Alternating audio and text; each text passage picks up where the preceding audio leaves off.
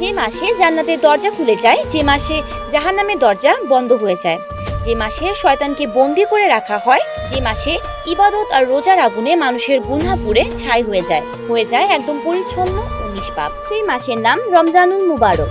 এই মাস আমাদের জন্য নিয়ে আসে সিরাতুল মুস্তাকিমের দিশা, আল্লাহর ভয়, শুকরিয়া, জজবা আর ক্ষমা রহমতের অফুরন্ত আশা। রমজানকে আল্লাহ 3 ভাগে ভাগ করে দিয়েছেন, যেন আমরা ধাপে ধাপে নিজেদেরকে তৈরি করতে পারি। প্রথম দশক, রহমতের বৃষ্টি। এই 10 দিনে আল্লাহ তার বান্দাদের ওপর রহমতের মেঘ ঢেলে দেন, যেন আমরা ভিজে যাই তার দয়ায়। দ্বিতীয় দশক, মাগফিরাতের দরজা। এখানে গুনাহ মাফের সোনার সুযোগ। যে হাত তুলবে তার জন্য ক্ষমার ফেরেশতারা অপেক্ষা করছে।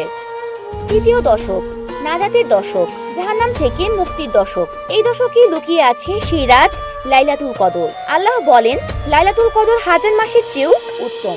সূরা আল কদর আয়াত 3। তাই সাহাবা তাবেঈ থেকে শুরু করে আজকের মুমিনরা তৃতীয় দশকের প্রতিটি রাত জেগে জেগে কদরের খোঁজ করেন। কেউ যেন এই রত্ন হারিয়ে না ফেলি।